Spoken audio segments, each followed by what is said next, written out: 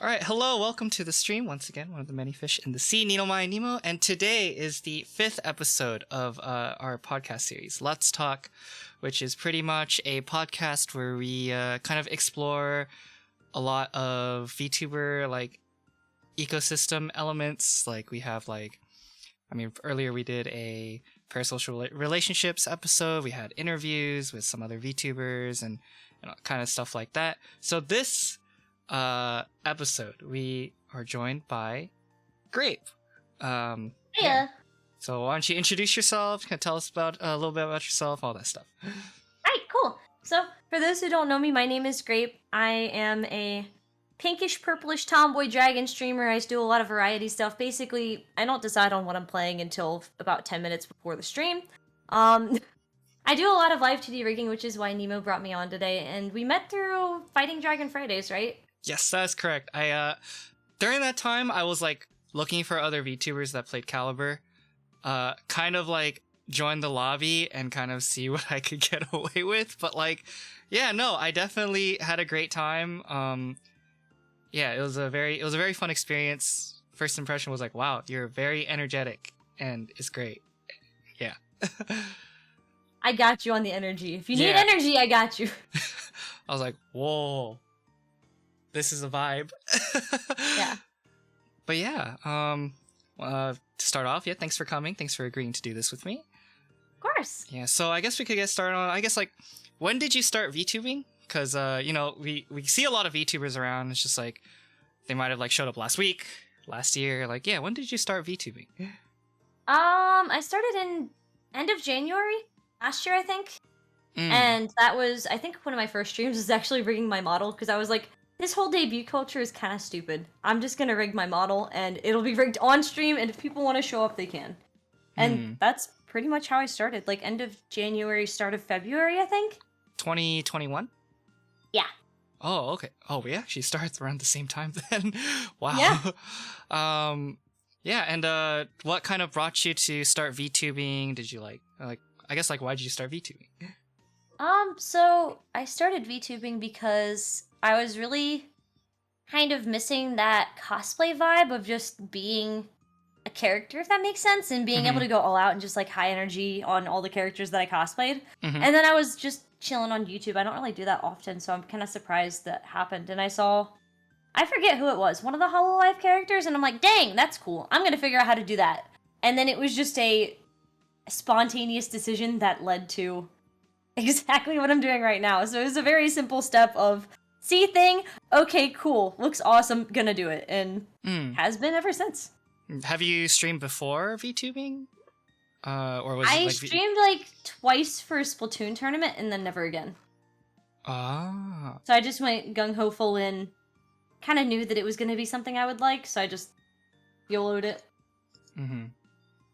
Okay. Yeah, cool. And as since you've been VTubing for about like a year, you know, how has your experience as a VTuber been so far? Do you have any interesting stories about stuff that happened to you? Like, it's like, oh, wow, I can't believe that actually someone actually said that, or like that actually happened, or anything like that. Honestly, I feel like my streams are really tame. I don't really involve myself in anything that I would consider to be super crazy, if that makes sense. Like, I just have fun every week doing whatever I decide to do. I don't know. It's bad, but like, I'm not really involved in like the overall greater VTuber community or anything like that. So it's just more of I get home from school, I do some rigging, I game a little bit, and then it's like, yay, stream time, woo! And then I just go from there.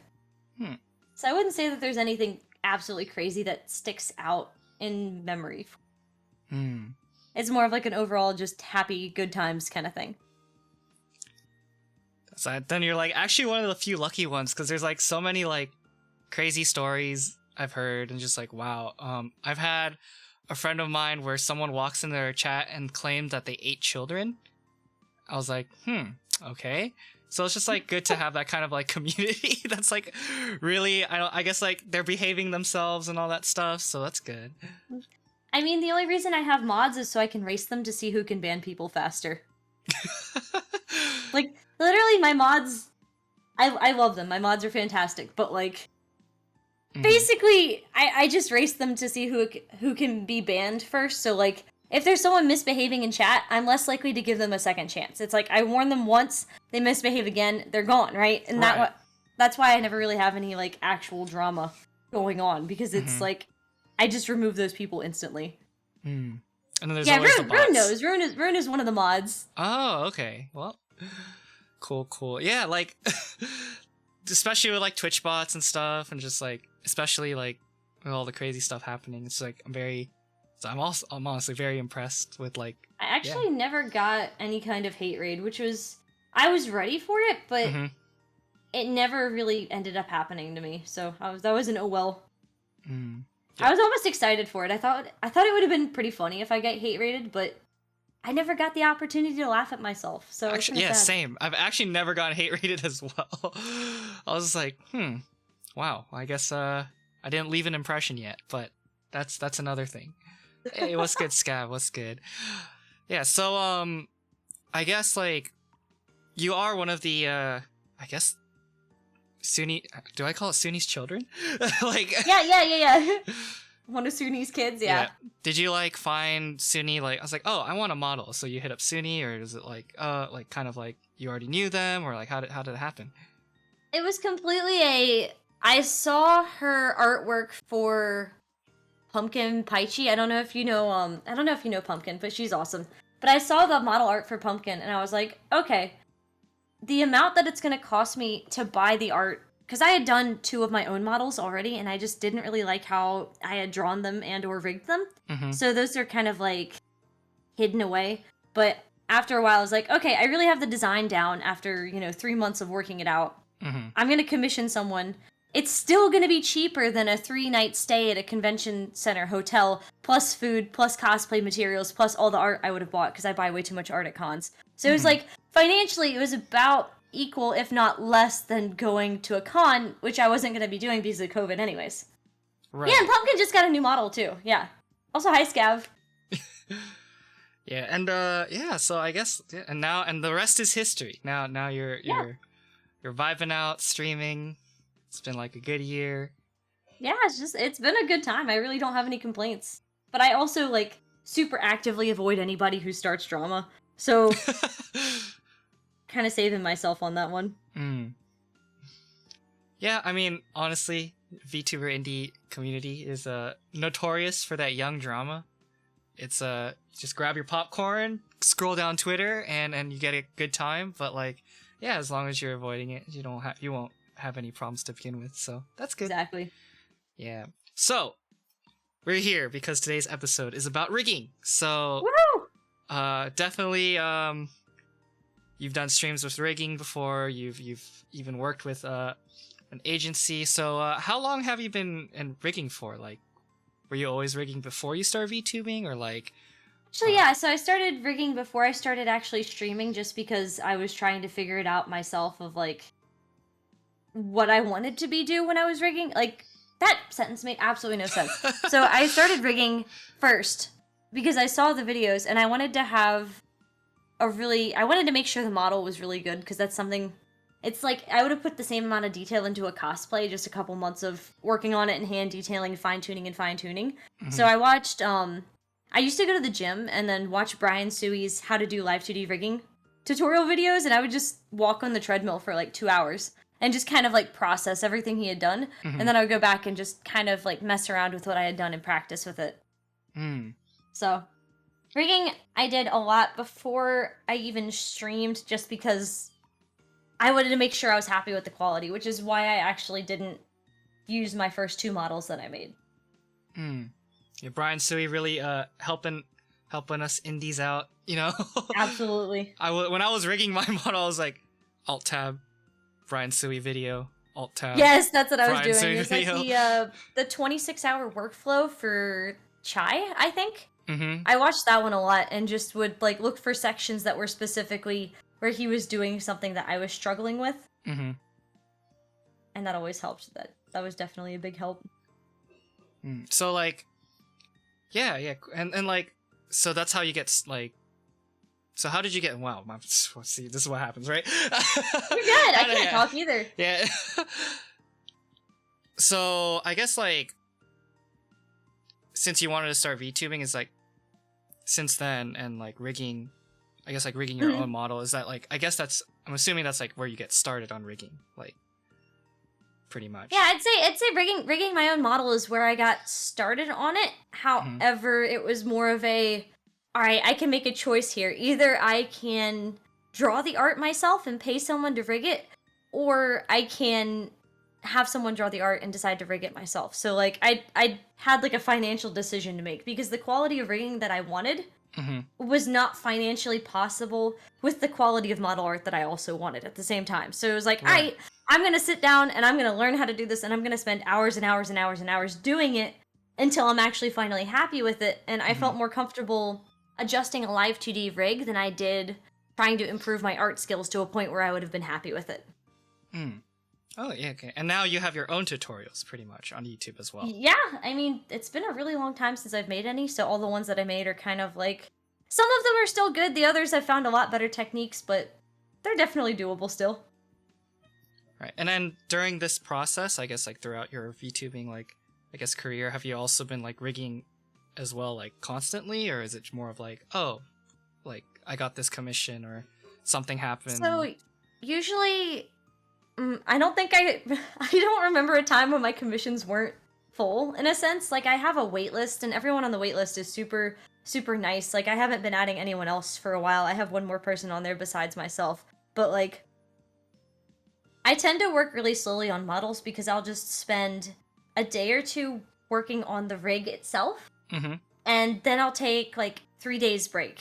And then I'll go back to it, and I'll look at it again with fresh eyes and be like, okay, I see why the face looked weird in this corner. Now I can adjust it knowing, okay, so it's moving too far this way, or it's moving too far that way. So I wouldn't say that I'm constantly rigging, but I'm definitely rigging at least a couple times a week just to kind of, like, make sure I get my eyes that break that they need to be able to properly do work. Right. Okay, cool, yeah. And now you've also been working for an agency as well, so let's talk about that a little bit more. So when I got contacted by Kometa, I was actually kind of suspicious. I didn't know if it was actually going to be anything legit or not, and I was like, I'm not sure if I like this. But I was recommended by one of my friends, and honestly, it was fine. It was just I think the only difference between doing, like, kind of an indie commission and a company commission is something I actually liked better about the company commission is there was a lot more direct feedback on things that needed to be fixed. For example, like, I would make something and there would be instantly, okay, instead of having that 2-day wait in between, it would be, they would redline it for me and be like, hey, okay, we see where it's being a little weird. Here's the adjustment. And I really appreciated how in tune with the details that they were, because that's something that's thrown me off in the past. Like, I'll make something, and I'll feel like something's not right, but I can't figure it out. But then someone will say, oh, it's great, it's fine, awesome, thanks. And I'm like, but you don't see the small, tiny detail that's like 3 pixels big that's an issue? What are you talking about? But that was the best part about working for the company, was just being able to have that instant feedback and having them want to push me to the same, like, high quality standard. You know, it was good to have that.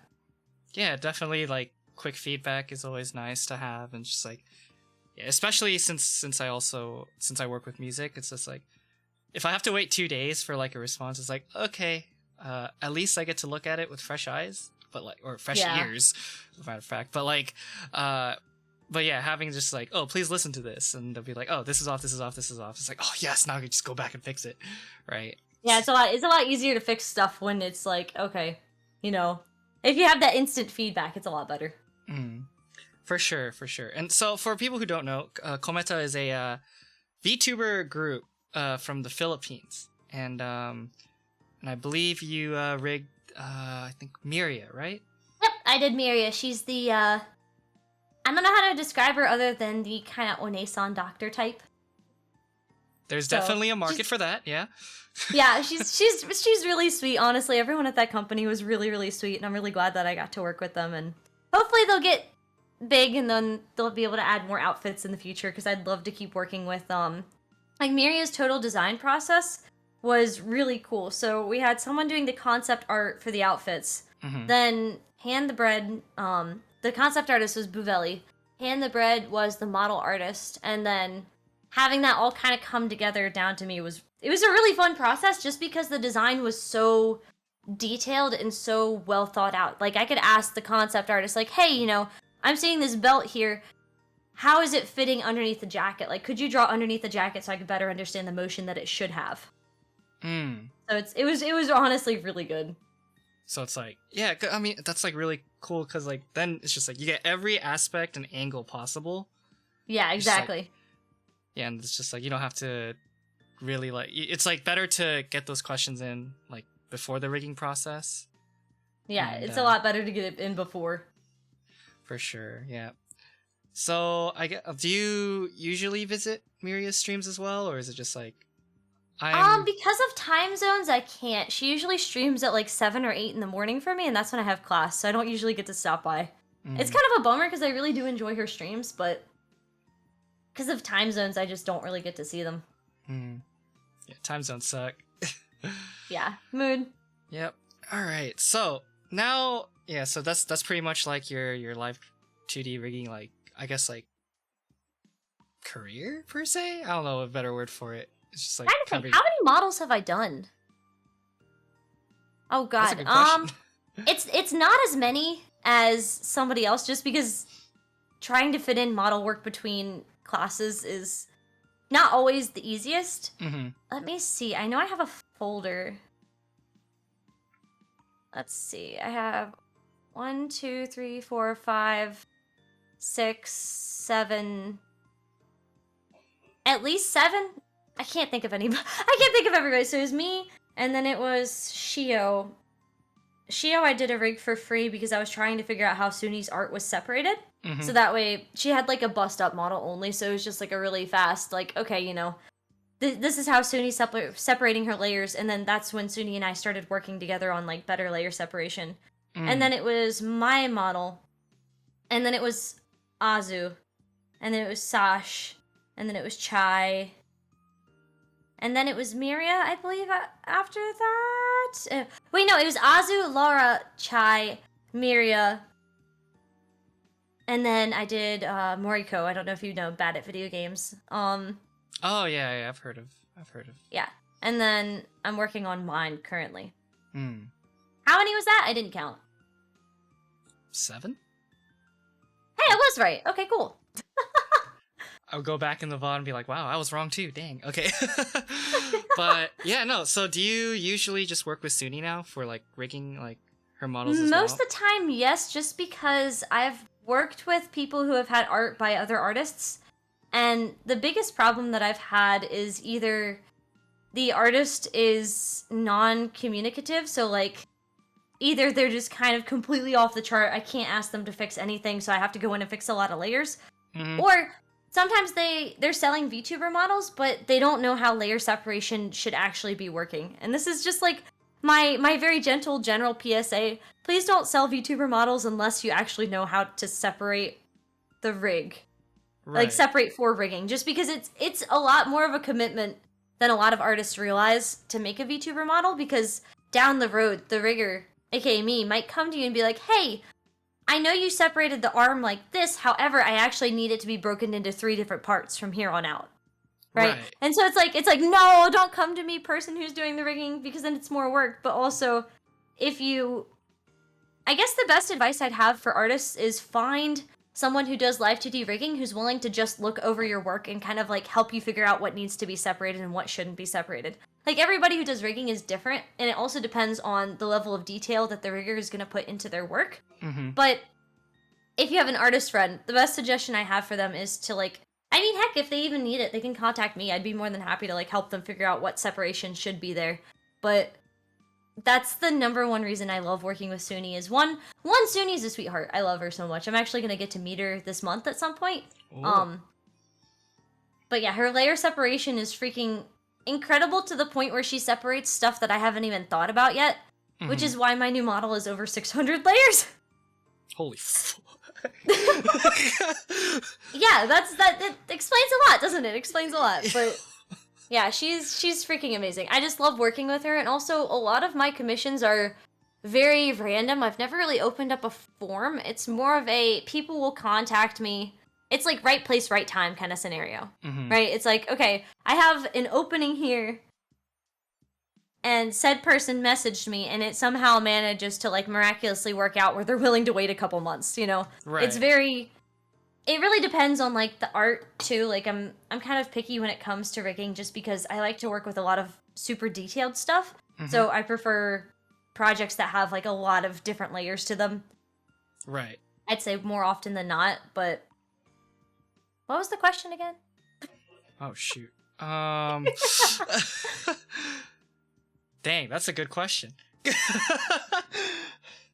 I got lost there. Yeah, it's fine. It's Oh, you were asking me if I mostly just worked with Suni. I tend to work with Suni because I love her. Her model separation is amazing, and I can literally message her at any point and be like, "Hey, Suni, XYZ is wrong with the art here. Like, could you separate this?" And within like a day or two, she's like, "Oh, hey, here you go. Also, by the way, I added this too. Have fun." And it's like, bruh, that's amazing. So, I guess like when it comes to rigging, how does like I guess let's talk about like the workflow process. Like, yeah, how does it start? Like what is the whole package like? Do you start with a PSD or some kind of that, and then you just wait, and you start working on it, and then you like deliver it? How is it delivered, and all that stuff?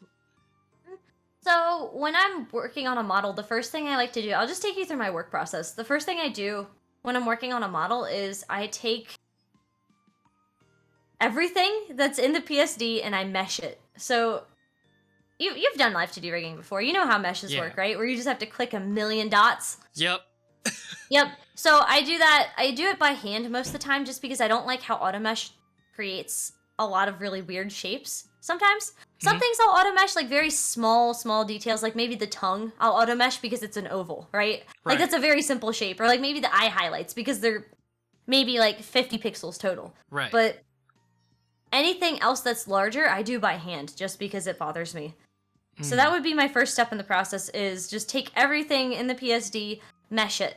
Next step I like to do is the eye blink. I like to do the blinks next.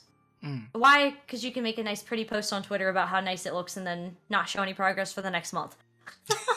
But then, got him. So after the eye blinks, I connect I like to connect the eyebrows to the eyes. So if I raise my eyebrows, the eyelid on my models will go upwards a little bit and the pupil will actually shrink a little bit. So that's like a multi-step physics kind of thing where it's like, okay, the input is, let's say left eyebrow goes up.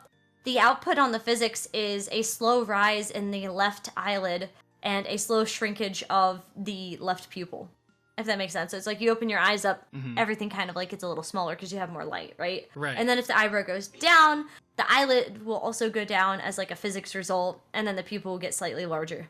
So that's usually the next step I take. And then after that, I'll start working on the mouth. And depending on how crazy I'm trying to get with the mouth, which is pretty crazy with my new model, it's definitely taken me a lot longer than I thought it would, but it's been really nice having extra separations, so helps a lot. And then after the mouth, I'll do like face XY, and just try to get down like the general head turns that I'd like to see it have, and then I'll do like the hair physics, and then the hair XY, and then once the whole head is kind of done, then I'll start moving on to the body, and usually I'll do physics first. But it really depends. And then, honestly, before I even start doing, like, the torso twists, I'll make the body Z. So, like, I'll have the body rotate to the side or rotate to the other side, you know, like, leaning left and right. I'll do that first, and then I'll go underneath that deformer, actually, and then work on the body. Like if you're on a spinny chair, like, just spinning from side to side is considered the x-axis. That's the best way I know how to explain it. It's like, so for Live2D, Z is leaning left and right. The x-axis is like if you're in a spinny chair and you're spinning from left to right. Right. And then the y-axis is just kind of like up and down. Or it can also be forward and back, depends on how crazy you want to get. Oh, okay. Yeah, that makes sense. I think. Yeah. Conceptually. Sort of maybe. Yeah. We'll get there soon, yeah. So, like, I guess like is it decided at the beginning as well? It's like, oh, I want this many expressions. I want like is like a full body rig, half body rig. Like how does that like calculate into like what is requested? Okay, so usually it's when I work with Suni has an entire like Google Drive folder of expressions, and because she has those for free for anyone who's like in the Suni family, I offer to rig those for free as well, even though it takes a lot longer. Like expressions you can add at any point after the model is done. I really don't worry about those until the very end of the rigging process. It's more of a I'm not sure how to put this. Like are you asking like what goes into the pricing or what goes into my decision making process to rig a model? I guess first is the latter, the decision making and all that stuff. Okay. Yeah, the expressions and stuff, I don't really worry about those till the very end. They're not really a part of the decision making process, I'd say. Like they're really fun and cool to play around with, but they're definitely not a controlling factor of a model. And with Suni, is it usually a full body rig or a half body rig? Yeah. It's almost always a full body rig. Okay. And that kind of is that a full body rig like pretty much the whole model gets like animated, and right? that's just something that I prefer to do personally. I don't really like to do half body rigs, if that makes sense, just because I like the level of detail that a full body rig offers me. So that's just a personal preference right there. I only like to work with full body rigs. Okay. Yeah, so is a half body rig like you could still have your whole model, but they only rig like top up, right? Yeah, or you could have like it's like they'll rig from the waist up and the rest of you will kind of be like stationary. I feel like those kind of end up looking a little awkward, but also you're almost never showing your legs on stream anyways. Right. So it's not like super necessary. Right. Okay. Yeah. So I guess now we talk about the fun part, I guess money. So do you have like a set price for your commissions or is it negotiated with like the client? Is it like I guess the first question is what do you know like the market price of like a full commission? Or is it just varies? There is an extremely wide range for a market price for a commission. Like just in general, you can have people who are offering to rig your model for like $200, but the quality you get for that might be okay, your head will lean from right to left and maybe it'll turn side to side a little bit and maybe no physics, right? Right. Or you could have, on the level of Iron Vertex where it's like multiple thousands of dollars as the starting price, right? It's very much in between a lot of stuff. Like a lot of the market price for VTubers is just demand for your style. Like whatever your style is for rigging, if it meets a certain demand, then you can charge a certain amount. I mean, it's supply and demand, considering that I can only take on so many orders at a time. Right. But I want to say it's from the future on, it's going to be starting at around 1,000, just because I do put about 60 plus hours into every model that I do. And that doesn't even include any of the troubleshooting or like adding extra expressions or anything that happens kind of after the model is quote unquote done. And a lot of the times I don't charge for like extra things that are added in the middle either. So I probably should start charging for those just because it can add a lot of time onto how long it takes me to rig. But I'd say somewhere around 1,000, especially for a Suni model, just because, I mean, if you're giving me 600 layers, that's going to take me forever to rig. Like, that's not here's a model that has maybe 120 layers, right? There's a big difference between a 600 layer model and a 120 layer model. So it depends on like, okay, so let's say your character has, a big fluffy tail and dog ears, and you want, the dog ears to be animated special or the tail to have a special animation. That's going to end up costing more because it's going to take me a lot more time to fine tune something like that. So basically, think of it as like you're buying a costume. Like, okay, you go to the store, you buy your maid outfit, right? Are you going to be a cat girl maid? Okay, now you have to pay for the cat ears. Are you going to be like a dragon maid? Okay, now you have to pay for the horns and the wings and the tail. Just because horns are horrible to rig. Wouldn't recommend it. Right. Found that out after putting them on my own model. Horns are terrible. Love them, but God, they're so much of a pain. And is it, so I guess like with that, like so that's your like base price. And is there like any negotiations with like certain like things like, oh, this has to be this much more, or this has to be a little bit less depending on like it depends on the complexity of the layer, and it also depends on what the person wants. So it's like, okay, do they want the wings just to have like a gentle physics, or do they want it to have like a flap animation that's playing, you know? It's like the animation would cost more because it takes a lot longer to set that up. Oh, okay.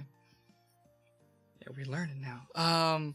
So I guess like since you've been rigging, what are some like horror stories that you've had with like rigging? Is it just like, so I mean 600 layers already seems daunting, but is there like any other like stories you have where it's like, oh my gosh, I'm kind of screwed? It's funny because I wouldn't call the 600 layers like a horror story or daunting. It's more of a, okay, this is just going to take longer, right? Right. I think the worst is when I got a PSD of the character art and everything was kind of on the same layer. Like the left and right leg were on the same layer. Oh and my I'm goodness.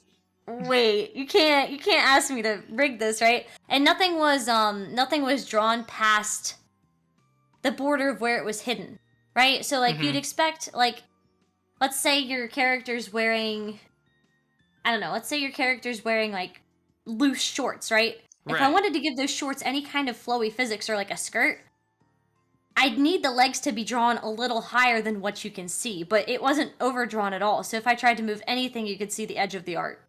So, I mean, kudos to that artist because she was amazing, and she went back and like, I gave her a really long document, like, hey, here's how you fix this, this, this, and this, and this. And she actually went through and fixed everything. So, mad props to her. But I think that was probably the most horror story kind of thing, is just pulling apart a model and then seeing the artist didn't have any clue on how separation worked. That's probably the Live2D rigger's worst nightmare, is like, you send them, like, they get sent a model. It's like, oh yeah, I'm getting hyped, time to work on a new model. I'm so excited, I have so many ideas. And then you open the file and it's like, I physically can't work with this. Have you seen the School Days like reboot Live2D rig? I have no clue who that is. Okay, so there's an anime called School Days, which is quite the meme. And they did this announcement thing where they actually rigged one of the main girls in that. It's from a game, but from the anime. Okay. And I believe, if you look at it, I think it was rigged off one layer. It was rough. Wow. So so that was like kind of like the talk of the town for like some Live2D like rigging, like people who actually like followed School Days, which is for some reason if people still follow School Days. But yeah, no, it was just like, I see a lot of like, I guess unrefined stuff through corporate stuff too. So it's just like, just wondering if there's any like models you've seen recently from corporate where it's like, oh my goodness, this is a little rough.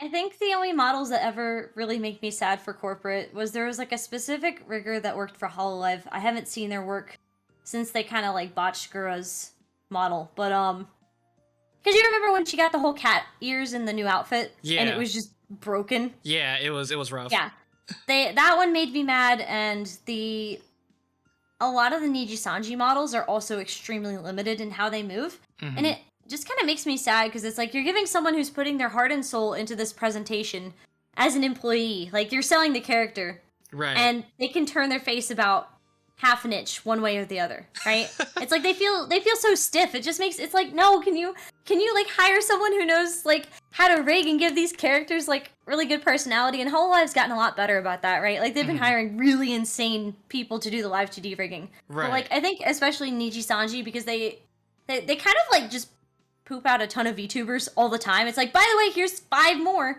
and it's like, right. Huh? So I don't even keep up with them anymore because it drives me crazy how many there are, but I don't know, it's just, I feel like a lot of their talents deserve better. I do know that I think Rosemi was done by Brian Sui, which is, I believe, IV. So at least I know that Nijisanji En is like, yeah, they're in good hands, at least for rigging. I had no clue that Rosemi was done by Brian, to be honest. I think it was either Rosemi or someone else, but I know Brian Sui did work on, because he does like a showcase of like what he does on his channel. I know a lot of the what was it? I wonder if he did any of the Cinderia people. Not too sure, but I know he's like been doing stuff, being Gotcha. Iron Vertex and all, right? So Mm-hmm. yeah, so I guess like now, because now we have like kind of encompassed the idea of like the commission model of like Yeah. VTube rigging. It's just like, I guess like to become a rigger, it's like kind of, because I feel like at first glance it's a very like big monument you have to go over. It's just like there's so much stuff you have to like really take account for. There's so many layers. It's just like but I guess the question now is like, how, I guess like in tune with art do you have to be successful as a rigger? And like if you already do art, how much does it help? Art is, I feel like it's almost a major part of being able to Live2D rig, just because you have to understand when something looks natural and when something doesn't look natural, and you have to be able to pick that out, right? Like, that's something that I spend a lot of time working on my rigs. Mm-hmm. Like I said, I take the breaks and whatever. But I feel like art is what lets me kind of self-analyze better. So, like, if I take a screenshot of the model and I, like, kind of draw over top of it, I'm able to see, oh, okay, maybe this is where the eye should be. It should maybe be over, like, half a millimeter almost. I mean, it'll be, like, really tiny details, but the difference between paying attention to those tiny details and not, Mm-hmm. I feel like, is really helped by an art perspective. Mm. I'm sure there are people who don't really do art, but are also really, really good at rigging. Right. But they also have to have some kind of background in understanding what things should look like, you know, and how things should move. I think that's the most important part, is when you're finishing up a rig, it's like, when this moves, does it look natural? And if it doesn't, then why does it look like it's having an issue? Right. Yeah, and especially like for like newer riggers, like especially like I remember my first rig, it's just like synthesizing corners are your worst enemy to me. It's like, it's my worst enemy. Don't do it. Synthesizing corners is a mistake. I was just like, this is bad. I need help, right? So it's just like a lot of like things that kind of like the tools that are available, it's like, oh, well, you have to navigate which ones you have to use. You have to know which ones are actually worth using and which ones aren't, because a lot of the times the tools aren't great for what you actually want to be doing. Mm-hmm. Right. And it's just like I never use synthesized corners, ever. I mean, absolutely never. That is like a cardinal sin of Live2D rigging for me, is just don't use the synthesized corners, because it's just gonna be horrible. I mean, if you have something you're only moving it like up, down, left, and right, okay, yeah, do that. But I don't know. Besides that, it never really creates something good. Yeah, so it's just like a lot of like things that I guess newer riggers don't really have the knowledge or like access to. I guess like are there any like references or resources available to like kind of help newer riggers like kind of get better at their craft? Or is it like you just have to know the right people? Or how like, yeah, how accessible are like resources for newer riggers? The Live2D rigging Discord server is actually super good. There's a channel in there called Handy Utilities, and you can just scroll through that channel, and there'll be like, sometimes there'll be some really generic tutorials like, hey, here's how to better separate art. Or sometimes there'll be tutorials on like, okay, here's how the actual coding of the physics in this program works. Here's an analysis of it and why X, Y, and Z should be able to be created within this program. And you can just take from that what you will, but there's also a ton of really good YouTube tutorials out there. I mean, and you can also just message people who do Live2D rigging, and it's like, hey, you know, I'm starting to figure out how to rig. I'm getting stuck at this one specific point, and as long as you've showed that you've really tried to figure out what was going on at that point, then I feel like most people who do rigging would be more than happy to point you in the right direction. Right. But a lot of rigging is kind of like 3D modeling. Have you ever done 3D modeling? I have never done 3D modeling. Okay. One of the cardinal things for 3D modeling to remember, it is always better to delete it and restart than try to fix a mistake. So that would be my major advice for Live2D rigging, is if you notice you have a major mistake and it's giving you a ton of problems and you don't know what to do, delete it. Just completely start over. It's gonna make you angry and it's gonna make you really mad, but it is not worth trying to solve a problem that is only going to get worse. Like, you'll learn so much just from trying to fix it. Like, and redoing it again. Right. So I'd say that's the best teacher in Live2D is deleting it and doing it again. That would be my just run it back. Just run it back, I guess. Yeah, literally just run it back again. Like, there's nothing that works better than doing it again. And I guess, like, on the topic of, like, newer riggers, like, what are some mistakes you see on early, like, rig? Like, people, like, rigs done by early, like, I guess, like, people early in their career for rigging? That could be like, oh, this is a very simple fix, or just kind of, like, looking at concepts better, or understanding concepts better. This is just a personal thing for me, but something I notice a lot of people doing, especially if they've just done their first model, is when they do the physics, they use just the default of like, oh, okay, let's do, okay, hair input, okay, click, click, done, right? And it's usually just a one pendulum system, right? So when you're doing Live2D rigging, you have, the physics are controlled by pendulums. Right. And a lot of the times people will just have like one output of the pendulum instead of a couple. And basically your physics will look like it's a windshield wiper, right? So it's like one thing that goes back and forth in a very predicted path. And that's changing from like, oh, like a 2-parameter physics can actually be really, really, really helpful in making your model a lot more appealing. So like, for example, you could have a piece of hair swing back and forth. Or like, let's say you even have a string and it has a weight tied to the bottom. And you just kind of swing it like you're trying to hypnotize someone, right? That would be like a 1-parameter physics. But now, let's say you swing it a little faster and it starts to get a wavy motion. That could be like 2 parameters or 3 parameters. So basically, the more parameters you have going into physics, unless you go too far, because then it'll blow up, it actually adds a lot of detail to the model, and it makes it feel a lot smoother, I guess. And that's something a lot of people don't realize because the physics menu is kind of scary. Right. I don't really understand what half the physics menu does. I just punch numbers until something looks good. That's how we do it out here, right? Yep. And guess and check is always the best option. That is the only option for rigging a lot of the time, is just guess and check, have fun, go nuts. For sure, yeah. Alright, so, I guess, like, now we'll just go into more of, like, I guess the 2D rigging community and ecosystem. It's just, like, I guess, like, since you first started rigging, or, like, since you've known about rigging till, like, I guess, like, the current state right now, like, how much has it, like, evolved over time? Like, is there, like... Oh my gosh, there are so many more resources now than there were when I first started out. Like, holy crap. I mean, it's kind of insane how many more YouTube tutorials there are. Like, when I first started out, it felt like barely any YouTube tutorials. Like, you could find maybe, like, 30 right a year and a half ago, right? But now there's, like, actual just hundreds and hundreds and hundreds. So the community has definitely gotten a lot bigger, and because of that, there have been a lot more people who have started to figure out how to rig, which is freaking awesome. It makes me really happy. So it's definitely grown a lot since I first started doing it, but it still feels like a really good community, especially if you're in, like, the Live2D rigging Discord, just because there's so many good resources and you can get feedback from, like, anyone there.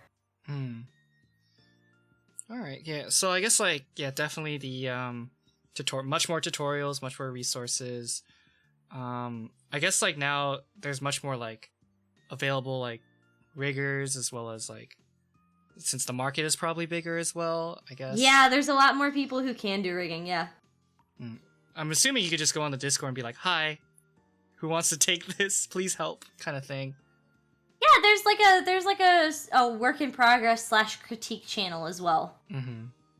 Okay, yeah. I'll probably try putting the link on the channel or the Discord somewhere. Probably put it, I don't know, I'll probably figure it out. It's worth it. It's worth it to be in that community. It's just, it's a really good community. And I'm assuming it's probably, like, exponentially grown, like, the amount of members. Yeah, it's just, like, and all that stuff. Any particular model you think is, like, really cool? Like, because I guess for me, like, definitely, like, one of the more, like, unique ones is, like, whatever Juniper Arctios does her, like, really... like, Juniper is so cool. She'll do, like, the horror stuff, and I'm like, wow, this is pretty cool. Yeah, I don't understand where she like figures out how to do all of that. Honestly, it's so freaking cool. I don't get to see too many of her streams, but I do remember the whole like the full body centipede model was really cool. I think the person I'm most like impressed by or like I really want to learn from right now is oh no, I'm blanking on her name. It's the person who did Kaison's rigging. Oh, yeah. Oh, what was her name? She's done a lot of tutorials.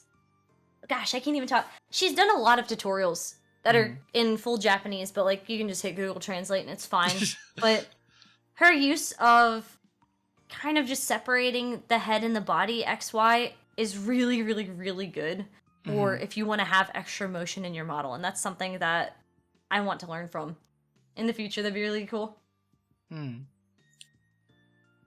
haven't seen Shylali's new rig yet, Rune. It's probably like super hype. I know when It's probably really Kaison, good. I remember when Kaison like put out her new model, I was like, this is like next level. Like, Yeah. nothing. I don't think like Hololive models even got into that much detail like at all. No, they don't, and it makes me sad. It's like you have someone who's doing like putting their absolute heart out for, your company, and it's just they get kind of like a model, and it's like right. don't I do that to them. remember the what was it, Hololive EN2? Oh, and everyone on Twitter was like, being Twitter. Yep. And I was just like, wow, this is it's kind of rough. I feel like EN2 had pretty good rigs overall though. Like I feel like compared to like Hololive ID and Anya's model, which literally just felt like a mask. Yeah, they had a much better time. Yeah, for sure. It's just like things like evolve, and definitely cover does learn from mistakes and hiring the right people or just making sure everything gets done. So took them a long time to learn from that one, that's for sure. Well, cover's been up for like how long? 3 years? Long enough to know. Gosh. Yeah, long enough to know. Yeah, you're right. Yeah, I guess like one more question is like about I guess the process is completely forgot to ask this earlier, but I guess are there what's like the most time consuming thing when it comes to rigging? Is it more of the setup? Is it actually rigging the model, or like kind of troubleshooting? Like what's the most like time sink part about rigging a whole model from start to finish? The meshing does take a really long time, but I wouldn't say that's like a difficult time sink. It's just a generic time sink. The biggest time sinks are honestly when I have an idea of how I want something to work, and then just trying to figure out how it would actually work within the confines of the program. That's probably like the most time consuming part of everything, is just like, okay, I have this idea, now I have to test it out like 10 different times to figure out which way it'll work best.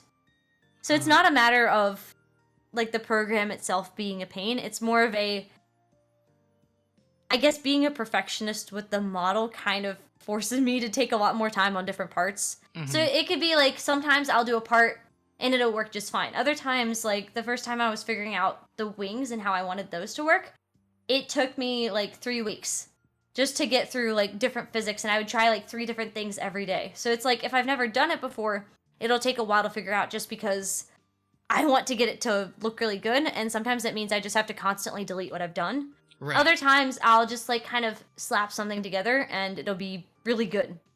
So sometimes the physics will, like for example, sometimes the physics will work out, like I'll just plug in some random things, adjust the values, and it'll work just fine. And then I'll save that output for the future, because you can actually save your physics presets in the menu. I think that's another lifesaver. So like if you're in the physics menu, you can actually save your presets, you can save your pendulums and everything.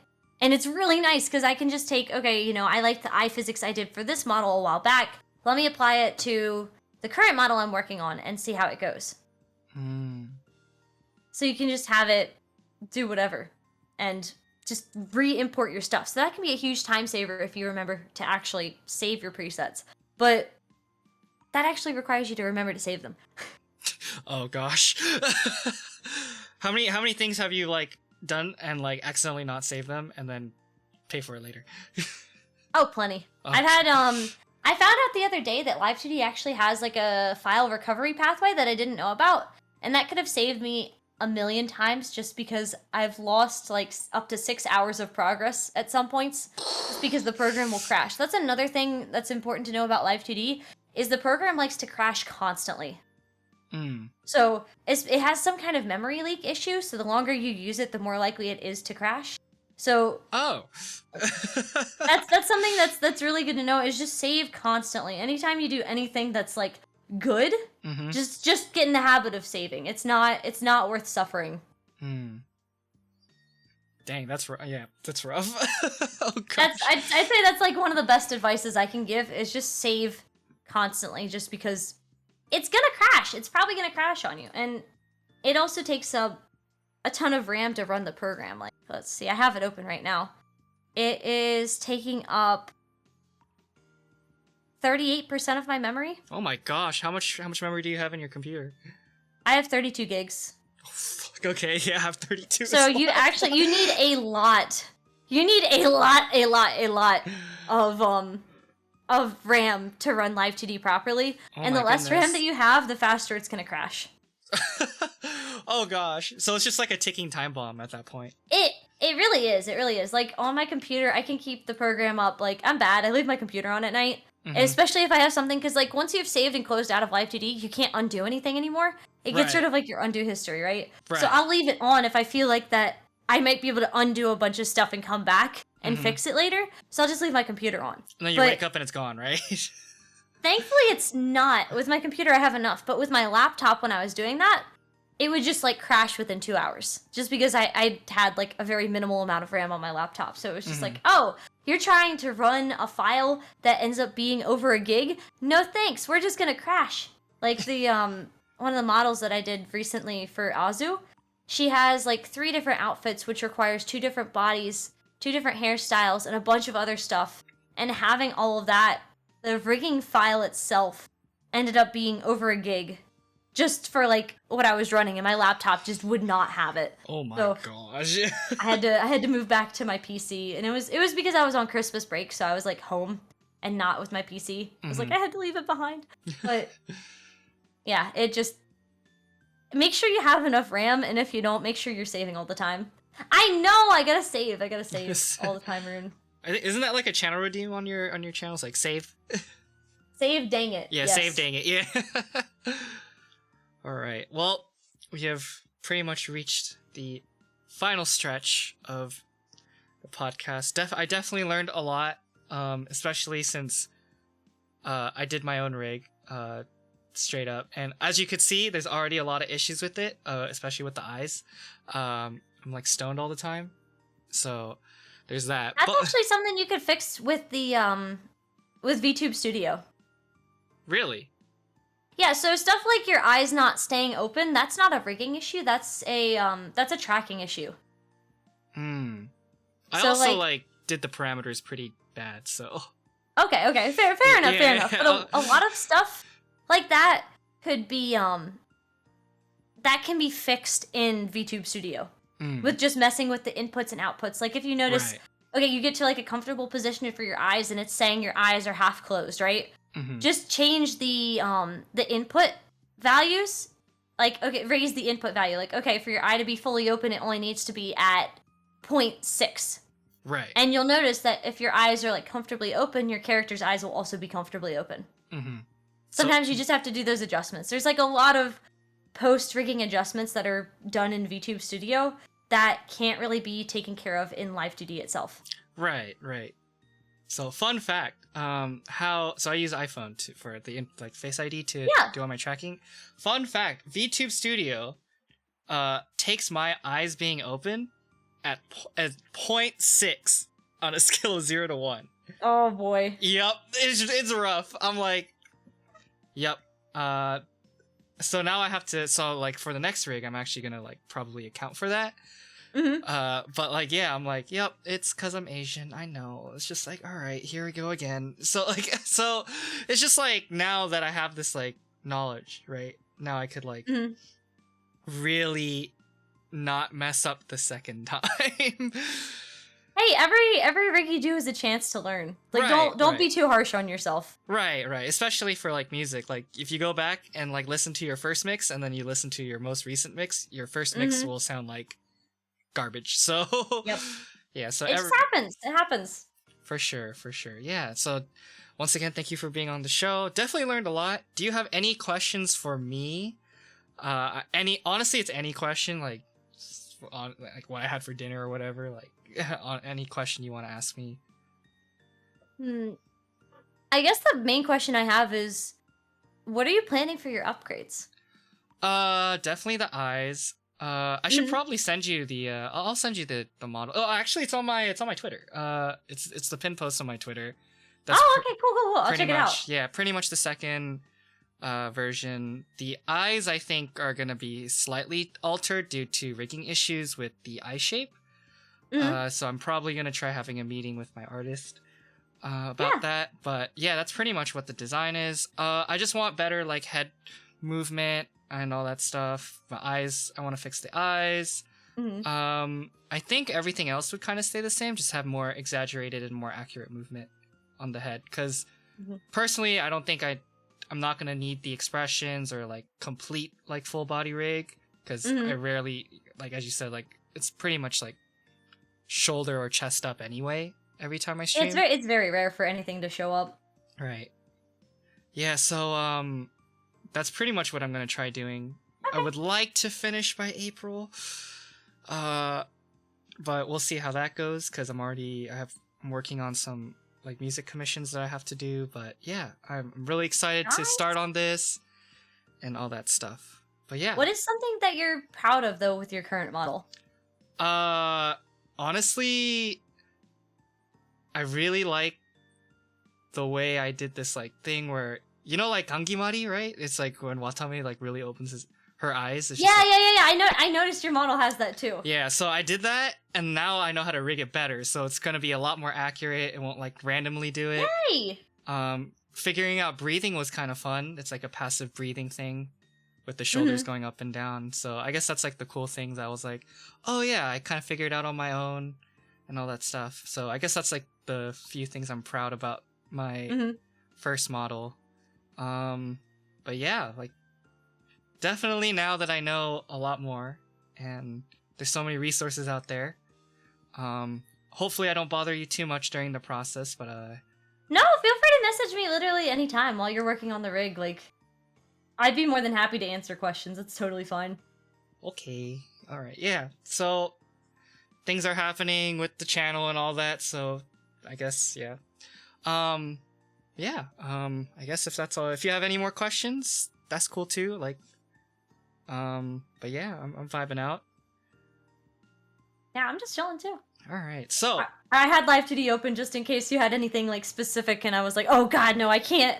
I don't know how to answer this question. Let me just pull it up on file real fast, because a lot of the time, because it's like a quick summary of Live2D. It's very much a visual coding program. You have to figure out how things are supposed to stack together properly for it to work at all. Like, you can't just make one thing and then make the completely separate thing and expect them to work together. They have to be almost layered in a sense of like a hierarchy. Right. So do you do any coding at all? I tried, then realized I'm very bad at it, so that's why. Hey, yeah. Same. I'm bad at I'm very bad at coding too, so it's good. It's good. Yeah, I guess like when people ask me, it's just like I tell them like rigging is like paper puppets, but a lot harder because there's a lot more tools than scissors you could use. Agreed. It is like paper puppets, but a lot harder. Yeah. Yeah, so like, oh, you want a paper doll outfit? Except it's 3D. Get ready to PacoSArt 600 pieces of paper. Yeah. Hopefully you have big enough paper. That's pretty much how it goes, right? Yeah, good luck, have fun. Yeah. You know. Right. Yeah, as Mocha Magica said, I do music. I do some commissions. I play guitar on stream sometimes if you want to see that. But yeah. Oh, nice. Played for 10 years. The funny thing is I learned because I watched K-On! And I'm like, I'm gonna learn this. And then that's how it all started. But nice. Yeah. That's a good way to figure it out. True, yeah. A lot of the music I make / play is like very anime, like pop and rock, like influence. So there's that too. Even my guitar is the same model as Azusa from K-On! Which is great because now I could weave it out. So, yeah. Heck yeah, there you go. All right. Have you heard of MagFest then? MagFest? I think I have, yeah. That seems like a kind of con that you would like. It's it's music and gaming, and it's specifically targeted towards if you like, there's literally like places in the hallway where people will just set up. This is one of the cons in Washington D.C. I was talking about. There's a lot more fighting game tournaments there as well, right? And it's basically a giant rock out music fest in indie games. So it's crazy. It's really fun. It's not as much of a cosplay con. Like, there's a lot of people who cosplay, but it's more of a, like, come demo a bunch of really cool indie games. Basically, everyone's set up in the hallway just playing music, like, jamming out. You'll have a band in one corner, band in the other corner. The whole place is just crazy loud. Dang, that's hype. If you like that kind of energy, then 100% recommend going to MagFest. Yeah, is it in the summer, or, like, It's usually in the very beginning of January. It's, like, January 4th through the 6th. Well, I know what I'm doing in about 9 months, then. Are you signing up? I don't even know when is it happening this year. Let me see. Because if it's like January, it's already March, so it's like, oh, we'll wait for the next one.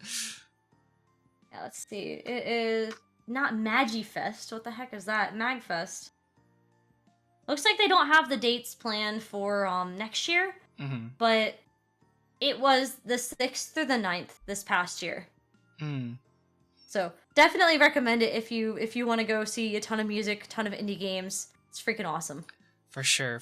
Yeah, Scav, I'll if I ever go to MagFest, I will definitely hit you up, and you could finally get that run back from like 3 years ago. Yeah, Mag, I go like, if I lived closer. I used to live a lot closer, but I used to go to MagFest like every year, and it was so freaking cool. Like, I watched a couple Caliber tournaments while I was there too. Oh, it was dang, a really that's good hype. time.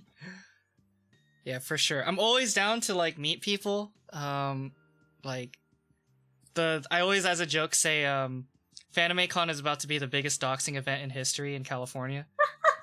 And it's gonna be great. It really is, though. Like, especially with so many people being like, TwitchCon is because I mean, I know you didn't say TwitchCon, but TwitchCon is gonna be a huge doxing event, especially for VTubers. Like, if people actually decide to go, it's like they are done for. Like. Yeah, I mean, like, recover? Then again, it's like, I guess for me, it's a special case because it's like, I also go to tournaments and stuff, so it's like, oh yeah, you're Nemo? You're that really dumb Keelik? I'm like, yeah, that's me. You got that Keelik fame. Yeah, it's like, he really backturned me at -12. I'm like, yeah. But yeah, I always like traveling. You gotta hold your guns and stick to them, you know? You're right, yeah. Just mash and win, right? So that's what my mom would say. Yeah, she promotes mashing. Mashing is great. It wins games. And I highly, you're gonna get got for bullying. Well, it's a problem at tournaments because people are actually very good. But yeah, no, for sure. Surprise mashing gets punished at tournaments. Yeah. It's like the surprise Pikachu is like, oh, you mashed at -12 and they killed you for it? Yeah. It's like, oh, you thought you could press a button here? Really? It's like, oh, you thought you could play the game? No, you're not allowed. That's like the worst feeling in tournament. You play against someone really good, especially like a zoning character, and you're like, dude, I didn't even play the game for like 5 minutes. And now he shook my hand. Like, I don't know how I feel about this. Alright, yeah, for sure. Anyway, since you've been dealing with me for the past hour or so, you get to plug anything and everything you want. Yeah, it's guest privilege. You get to raid anyone you want. You get to plug anything you want. You get to shill, shout out. You say anything you want. For the next, I don't know, as long as you need to. I'm really bad at shilling stuff. I'm usually like, I'm good, cool, thanks, but because you saw me do that on Boom Stream, right? He was like, hey, do you want to shill anything? I'm like, nah, I'm good. I'm gonna go eat. Like, yeah. I was just too hungry.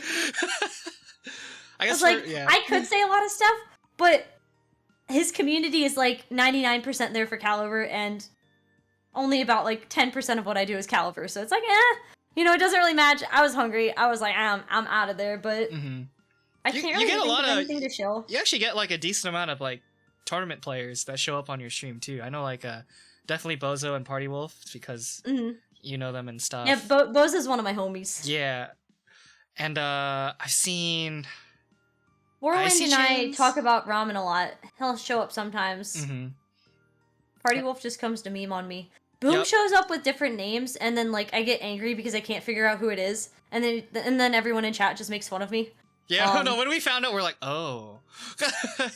I was so mad. I was like, why won't they tell me who they are? I can't figure out who like Meat, whatever his name was. It was literally just Meat or something like that. Yeah, Meat 88.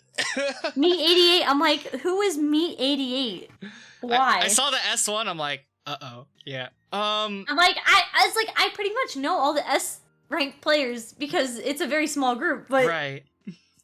I don't know who this is. Who is Meat 88? Are you gonna call more tournaments? Yeah, I definitely want to commentate more like Boominati matches with you. I think it was really fun. Yeah, it was a good time. If Boom will have us back, then sure. Yeah, because Boom said any time, and it's just like, all right, cool. We'll try to make it because I think it's fun to have like two, especially me being very like a hype commentator and like definitely with a lot of energy. It's always fun for sure. But yeah, for starters, I guess follow Grape if you haven't yet. That's a start. I appreciate it, thanks. Yeah, and definitely hit follow Suni. I guess I'm plugging for you. Definitely Suni, which is the Check mother out Suni, of all, my artist. She's amazing.